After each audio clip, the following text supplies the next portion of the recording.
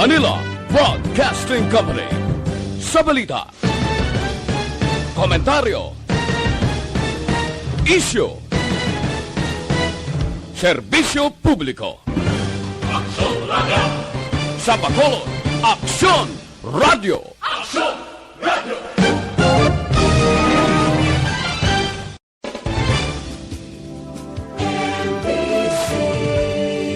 Manila Broadcasting Company.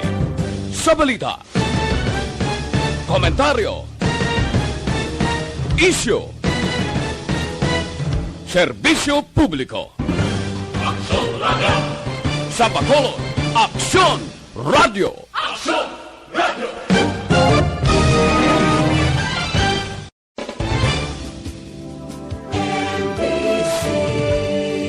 Manila Broadcasting Company.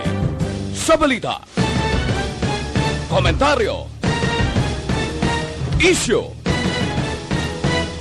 serbisyo publiko. Aksyon Radio! Sa Bacolod, Aksyon Radio! Aksyon Radio!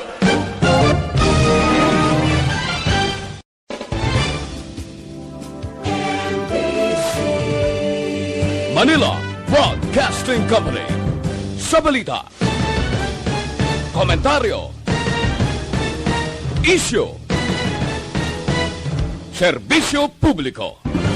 Aksyon Radio!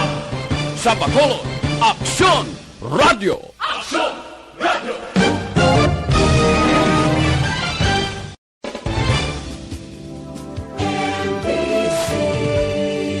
Manila Broadcasting Company. Sa balita, komentaryo, isyu, serbisyo publiko. Aksyon Radio! Sa Bacolod, Aksyon Radio! Aksyon Radio!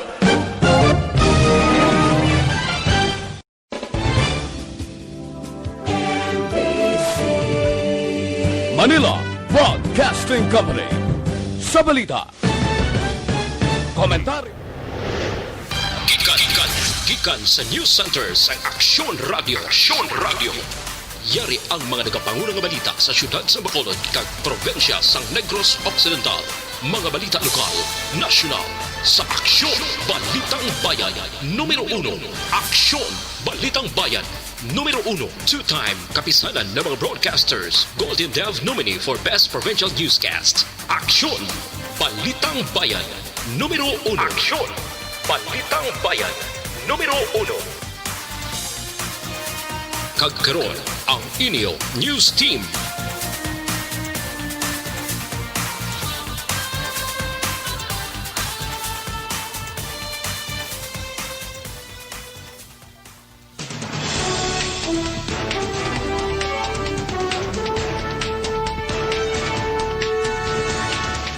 Para sa mga pahulong dinalaan, una kita sa balita lokal.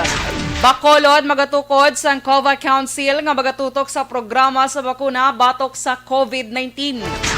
Siyam kadlaw nga misa de Gallo sa Bacolod nangin matawhay suno sa kapulisan. Balita national, pagsaka sang kaso sang COVID-19 sa Pilipinas, posible manotisyahan sa ikaduhang semana sang Enero. Mahilway sa pagkapreso, wish ni Senadora Dilima karon nga Pasko.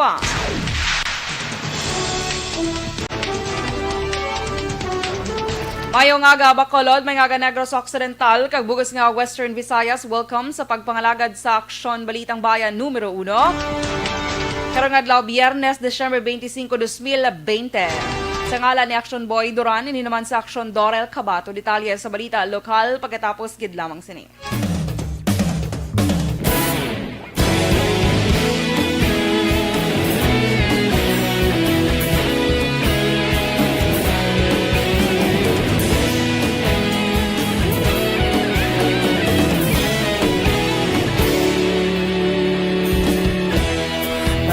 Simbanwa, mabugnaw nga hangin nagadapyan na. Ikaw nang ginapamati ang namon ginasandigan. Tingog sang probinsya, kamatuuran ginapalap na. mensahe nga may dala, paglaom kag kasanag. Tinuig na nagligan, ikaw gihapon ang ako nga istasyon. Sa pagbudlak sang adlaw, sa pagtuhaw sang biton, mga balita may dala inspirasyon. Aksyon radyo, bakulog man sa gihapon. Padayon Aksyon radyo, bakulog saludo sa imo. Padayon Aksyon radyo, salamat sa pagserbisyo. Patas kag balanse, patuod nga mensahe, wala sang hinagang pilihan. Padayon Aksyon radyo.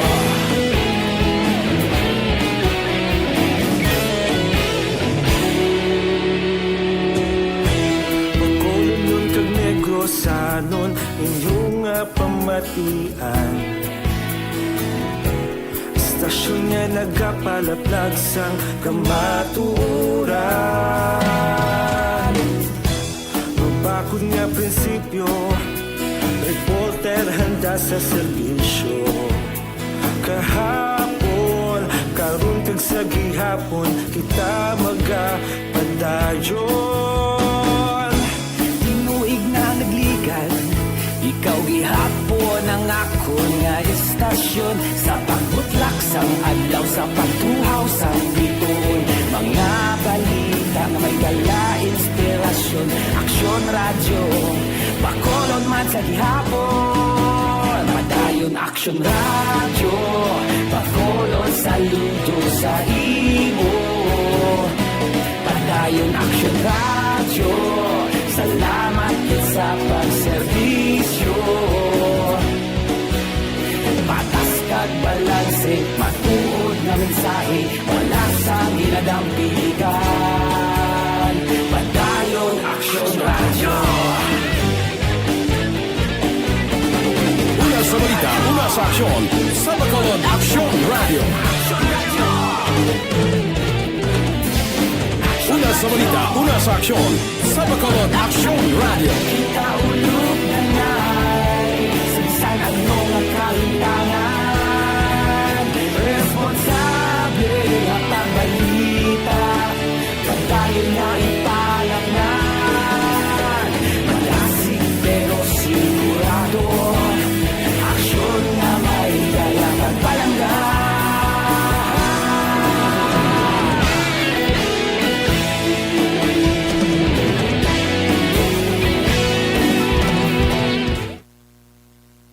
Balitang Bayan, Numero 1.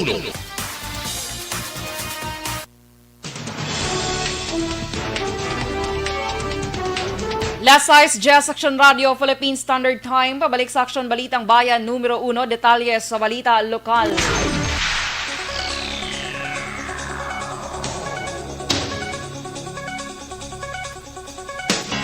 Magatukod ang syudad sang Bacolod sa COVID-19 vaccination o COVA Council nga tuyo magatutok sa programa kag plano sa tion nga mangin available na ang bakuna batok sa virus diri sa syudad. Sa interview sa Action Firing Line, ginpahayag ni Bacolod City Vice Mayor Elcid Familiaran nga ginasaad sa Executive Order No. 83 ni Bacolod City Mayor Evilio Lunardia awang pagtukod sa COVAC agud matutugan ang temprano ang mga tikang nga dapat himuon. Dugang pa ni Familiaran tuyo man sa council agud makapreparar ang syudad in kaso nga magkulang ang pondo sa national sa pagbakal sang vaccines. Ginpasiguro ni Familiaran nga ang syudad may pondo nga pwede gamiton agud ibakal sang bakuna para mabakunahan ang tanan nga muman ang nagapanguna nga target sang gobyerno.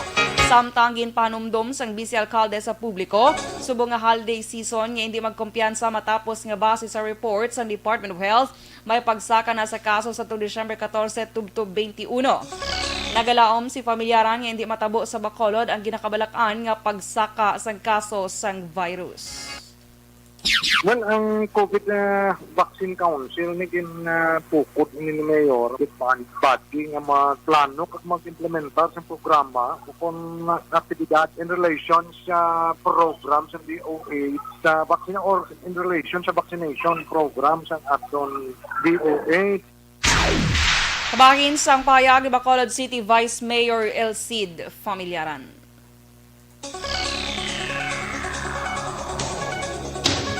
Naglabot sa 21,285 ang kaso sa COVID-19 sa Western Visayas matapos ginanunsyo sa Department of Health 6 ang 45 ka bag-o nga kaso. Sa report sa DOH 6 nangunang Negros Occidental nga may 14, ginsundan sa Iloilo City nga may 13, Aklan kag Iloilo Province nga may 7, kag Bacolod City nga may 4. Samtang 56 ang bagong recoveries nga nagdala sa kabilugan nga 19,812 kag wala sang bag-o nga nagkalamatay. Rason nga nagpabilin sa 631 ang death toll. Ang Western Visayas ang may 837 ka aktibo nga kaso sa COVID-19.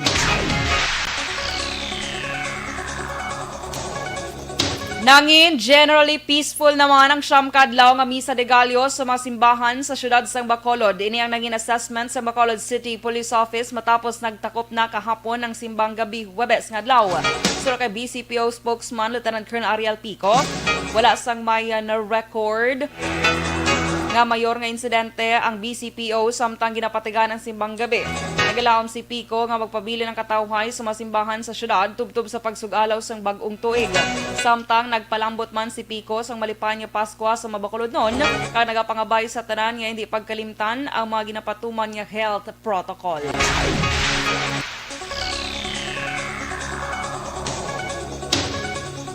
Naghatag sa financial assistance nga 65,000 pesos ang JJLC Security Agency sa pamilya sang napatay nga nabungguan sang armored van nagligad nga adlaw sa Dalan Araneta, Barangay Sumag, syudad sang Bacolod. Magluwas sini maghatag man sang bulig ang China Bank sa diin nakarehistro ang armored van nga nakabunggo sa napatay. Suro kay Police Corporal Roland Abong, ang traffic investigator sang Police Station 9, nagatubangay kahapon sang aga ang pamilya sang napatay nga si Pasita Ogdamen kag representante sang JJLC Security Agency. Suno kay Abong, wala pa sang natabo nga reglohanay apisar ng hatag na sang bulig ang security agency. Suno pa kay Abong, kung may matabo nga reglohanay mag-execute sang affidavit of non-interest ang pamilya sang napatay. Miyerkules sang udto sang nagtabok sa dalan si Pasita Ogdamen sang nabungguan siya sang armored van nga ginamaneho ni Jos Lapid.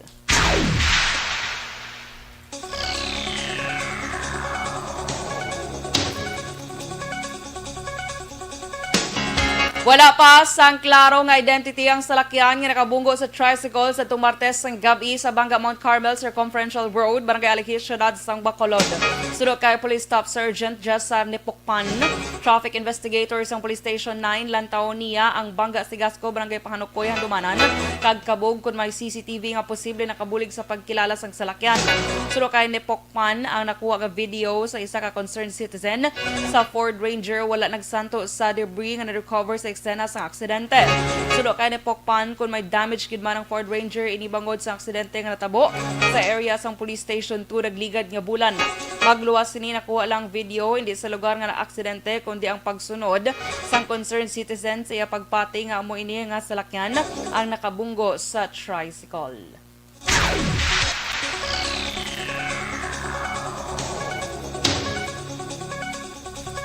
Patay ang 39 anyos nga amay matapos ginbuno Miyerkules sang gabi sa Purok 1, Barangay Talubangi, syudad sang Kabankalan. Ang biktima ang ginkilala kay Lim Lemuel Doniesa, samtang suspect ang ginkilala kay Mamerto Tibos, 38 anyos, lunsay residente sang amo nga lugar. Tradisyal nga pagpangusisa ni Police Executive Master Sergeant Ricky Toledo, may bitbit nga kutsilyo ang biktima sang ginsulong ang puloy-an sang suspect kag ginhangkat sang away. Dugang pa ni Toledo sa tunga sang inaway na agaw sang suspect ang kutsilyo kag ginbuno ini sa dughan.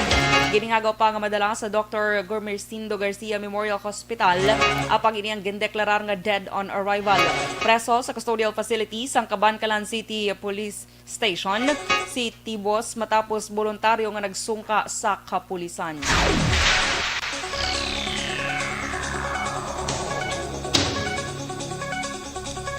Sa katapusan nga balita lokal, nagselebrar sang Pasko kag bagong tuig sa sulod sang presohan ng 19 anyos ka lalaki sa banwa sang Ilog matapos ginaresto Miyerkules sang gabi bungod sa extortion. Ang suspect ang ginkilala kay Rodel Encontro, residente sang Purok Orchids, Barangay Kanlamay sa amuman nga banwa. Sunod kay Police Captain Mark Joel Reclamado, ang hepe sang Ilog PNP, personal nga nagpangayo sang bulig sa kapulisan ang 36 anyos nga dalagita o kung dalaga matapos ginpahog sang suspect ang nagpangayo pa sang kwarta. Suro pa kay reklamado gamit ning kontro ang messenger account nga Oscar Ocampo kay nagapangayo sang 200,000 pesos kabaylo sang hublas sini nga mga litrato. Dugang pa reklamado ginalegar ginpahog pa ning kontro ang biktima ipalapta sa social media ang hublas sini nga mga litrato kung hindi magpakigilawas sa iya. Pagi sa entrapment operation nadakpan ang suspect ag preso karon sa custodial facility sang Ilog PNP.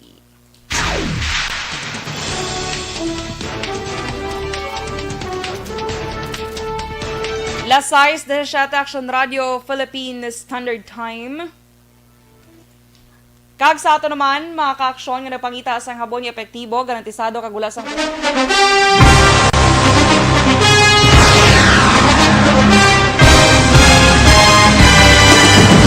Mga balita nga una nabatian, mga impormasyon nga nakaapekto sa pagpangabuhi sang tanan, drama nga naghatag kabuhi sa istorya sang paglaom, paghigugma kag pagpasimpalan, serbisyo nga makatalandog balatyagon kag nagbunga sang pagsanyog, istasyon sang tanan sa sulod na sang 51 ka tuig, istasyon nga hindi kamo pagkalipatan. Ito ka mga kongresista, isa ka gobernador, ang araw sa nagkulist, sampedaya, yung pamangkot na nagligad para pamaninga ning nawagay sa ngalan wala to naman nga maglapit na lang ang eleksyon pagwa. Sakit lang ko guys, nga katapos ang media nga mag-report lang sa senaryo, kadisan mahatagan kamo tsansa nga makapalayag sa inyo hibubunot batok sa pulis. Jaya kontra wala niya tsansa mo, nagpasarhag na ang kamera, wala ang ila counterpart sa Senado, nagpabungol-bungol. Kamuda daw ga pinagusto lang sa kamera, insulto sa Senado. Una sa balita, una sa aksyon, Sabado, Aksyon Radio. Today, DOA is confirming that a 38-year-old female Chinese patient under investigation, or PUI. Good morning mga ka-aksyon! Merry Christmas! Kamusta ka mo mga ka-aksyon? In fairness man sa nagaupod sa akon subong aga, wala ka mo ya wala ka mo ya tawag sini gani man? Hangover? Bongga, early ka mo nagbugtaw. Anyway, Merry Christmas gidliwat mga ka-aksyon sa upod sa aton subong nga aga. Good morning gid kay Sir Alex Montesa. Una sa tanan, una sa balita, una sa aksyon, una sa sinap sa panay, ay kalain nga makahang nga balita sa adlaw sang Pasko. Okay. Good morning dra sa imo kay Rica Fort Mahinay, Rosilla Rose Diaz, Rica Fort Mahinay. Good morning, Merry Christmas kay Emmanuel Gargaran. Good AM, Action Boy, kag Dorel, watching from Bagumbayan, Sultan Kudarat. Uy, good morning dra sa may Sultan Kudarat. And Merry Christmas, of course. Kay Gracia Hareta Orvidalia, good morning, Mom. Merry Christmas. Yes, solo flight ko subong, Sir Alex. Kay si Sir Boy, natamaan sa flight. Charot. Anyway, ara siya later. So, hindi rin papatian. Kay Facebook lang ka monitor. Kung radyo, batian niya ginihambal ko. Pero, dugay-dugay ara siya. Kay Rodelyn Alvarez Bayabado, good morning. Kay Antoinette Piliado, good morning. Kag Merry Christmas. Kay Dodoy, kag Arlie, kag Anola Piliado, kag kay Melcho, kag Aplaha Sansawi, sang La Carlota from Canada. Good morning. Kay Dennis Richard de Baroma, ang presidente ng Energy Fans Club, good morning. Action Boy and super pretty Mommy Dorel. Char. God bless. Merry Christmas and God bless. Oy, wala ka hangover, Dennis. Bongga ka ha. Kaya Flora May Bakuli or basi napilitan. No choice si Dennis kay presidente sa Energy Fans Club. Charot. Flora May Bakuli Mirasol, good morning ma'am. Merry Christmas sa imo. Kay Sally De Sousa, good AM. Dorel, Merry Christmas. You look so pretty. Bakasyon na si Action Boy. Isogid kasi mo ma'am. Ihote ko lang sa imo. Late lang siya. Natamaan siya. Anyway, kay Via Josan, oy sakon kumpare, good morning. Ahay, tinabalik na tong wallet mo or wala pa gid? Ay naunsa man di ay oy. Kay sino pa? Philip Isulat, good morning. Solo flight Miss Dorel Girl from Buen Retiro, Talisay. Merry Christmas. Merry Christmas, sir. Kay Eddie Laus, good morning Inday Dorel. Merry Christmas sa inyo tananda. Ga-monitor kami ni Nanay Isabel diri sa Cane Town, Victoria. Good morning, taga Victoria City. Kay Sir Alex Montesa, ano yan ba? Colorful Christmas, balangaw sang kaagakon ang figure ni Miss Energy. Aksyon Radyo. Yes, ginungod ko ginipardo ka Christmas na Christmas. Diba mga ka-aksyon? Kay Rodeline Alvarez Bayabado, good morning. Merry Christmas family. Diri sa barangay Kabagnaan, La Castellana sa mama ko, sa Rosamy Alvarez, kag papa ko Eddie Alvarez Sr., kag utod niya nga si Regine, si Eddie, si migo niya nga si Vicente Manlangit Bayabado Jr. Merry Christmas. I love you sa inyo tanan-tanan daw. Okay, June Muñez, Merry Christmas. Alex Fuentes, good morning, Merry Christmas sir. Kay RR Muntua Rihinyo, Merry Christmas, matugdaw nga himamaylan. Uy, ara ka da subong. Wow, mayo ka pa kay nakapuli. Very good. Gwapas ng kasiman ba ko? Of course, gwapo ka man gani. RR. Diba? Noel Amar. Good morning, Idol Madam Dorel Cabato, and Merry Christmas to you and your family as well. Michelle Sayo, good morning. Merry Christmas, I'm watching live. Greet ko lang. Merry Christmas, family Sayo. Dara sa Talisay kag family Gimeroy. Dara sa may Isabela. Okay. Lino Palik, good morning.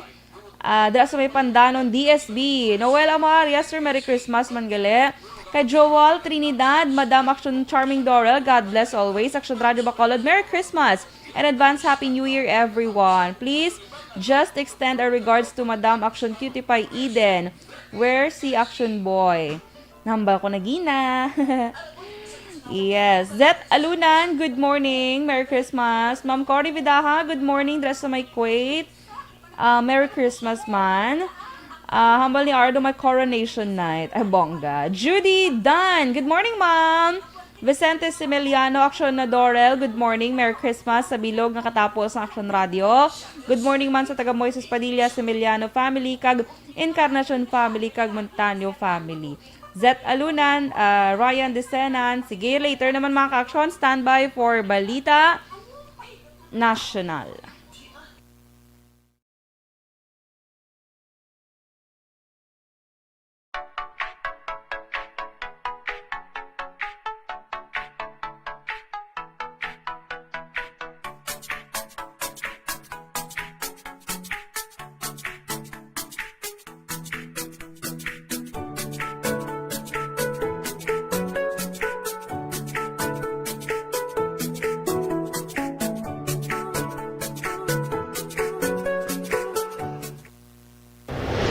Aksyon! Balitang Bayan, Numero 1.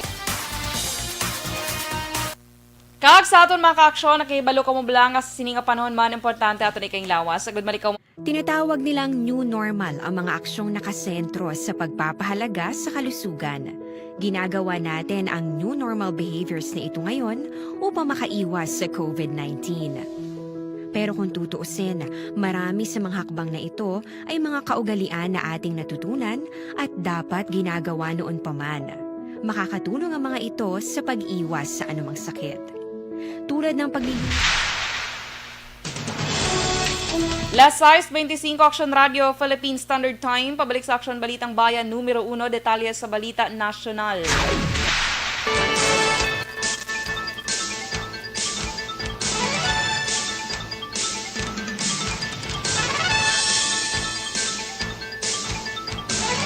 Posible nga sa una nga duha ka semana sa bulan sa Enero 2021 manutisyahan ang pagsakas ng kaso sa COVID-19 nga ginaangot sa pagtaas man sa interactions subong nga holiday season. Ginpahayag ni Ranjit Rai sang Octar Research sang pagduda nga bagsaka ang kaso apang wala may baluan kung ano kadamo. Sa pihak sang ginapaabot nga pagsaka nagalaom ang Octar Research Team nga mangin minimal lamang agud hindi ma-overwhelm ang kapasidad sang healthcare system. Naglabot sa 31 ka mga lugar sa probinsya sang Cebu ang gindeklarar nga COVID-19 free. Sa record sa Provincial Health Office ang COVID-19 free areas ginalakipan sang 30 ka mabanwa kag isa ka syudad. Isa sa nakit ang development sa 31 ka lugar ang mga istrikto nga pagsunod sang publiko sa health protocol sa syudad naman sang Cebu. 52 sa 80 ka mga barangay ang gindeklarar nga COVID-19 free. Sa report nagtanyag si Cebu City Mayor Edgar Labella sang 100,000 pesos para sa mga barangay nga naglabot sa ang zero COVID-19 infections umpisa Nobyembre tubtob Desyembre subong nga tuig.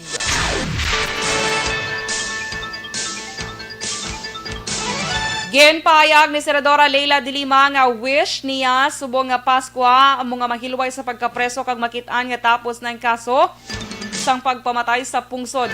Sunod sa Senadora, ini ang ikaapat niya katuig nga magselebra sang Pasko sa detention facility kaupo ng pila ka sa iya pamilya nga ginapaabot nga nagbisita sa iya sa PNP Custodial Center. Si de Lima ang ginaresto sa tong 2017 may angot sa ginalagar protektor ini sa iligal nga droga sa New Bilibid Prison sa tunang pangalagad bilang Justice Secretary.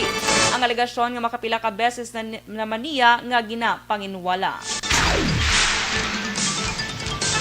Nagalaom si Presidente Rodrigo Duterte nga manginpuno sang paglaom ang publiko nga magaayo ang masunod pang inadlaw sa pihak sang madamo nga hangkat sa pungsod kangay sang COVID-19 pandemic. Saya mensahe ginpahayag sang presidente ngang 2020 lang mabudlay para sa tanan tungod madamo nga kabuhi ang nadula kag nagbag-o bangod sa COVID-19 pandemic kag may naglamay nga kalamidad. Ginbalikan ni Duterte ang istorya sa pagkabunag ni Kristo nga isa sa nagapadumdum sa tao nga hindi magdula sang paglaom sa pihak sang madulom, gutom kag pag-antos nga eksperyensyahan sa karon. Ang presidente yara sa syudad sang Davao ago nag-celebrar ang Pasko kaupod ang iya pamilya.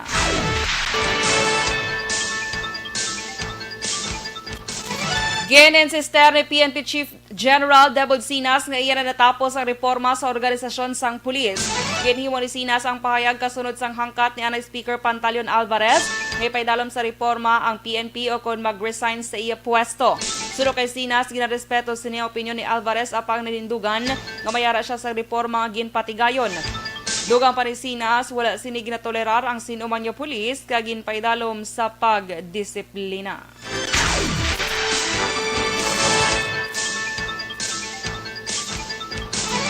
Ipangabay sa Philippine Fireworks Association kay Presidente Rodrigo Duterte nga tugutan sila nga mag-export sang ilang produkto sa tiod nga mag-implementar sang total ban sang palupok sa palaabuton.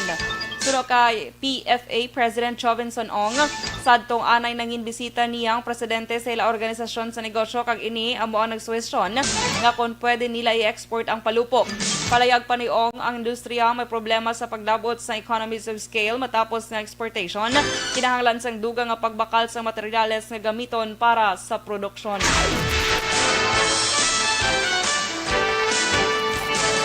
Sa katapusan nga balita nasyonal, nag-apelar ang Employers Confederation of the Philippines o kon ECOP kay Presidente Rodrigo Duterte nga ipaiway na talanang pagsaka o kon pagpasaka sang contribution sa Social Security System o kon SSS pag-abot sa Enero 2021.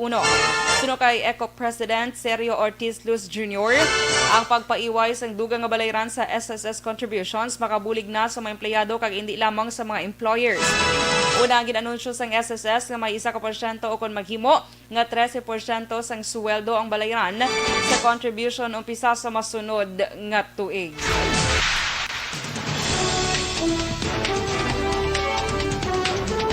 Last size 30 Aksyon Radio Philippine Standard Time kag inyo nabatian ang bugos nga detalye sa Aksyon Balitang Bayan Numero 1 karon nga adlaw Biyernes December 25, 2020.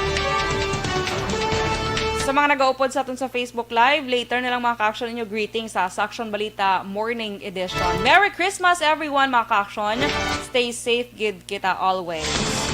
Standby na sa masunod nga programa Aksyon Report second portion with Aksyon Fred Salanga. Ini naman sa Aksyon Dorel Cabatu, una sa balita na sa Aksyon sa Bacolod Aksyon Radio.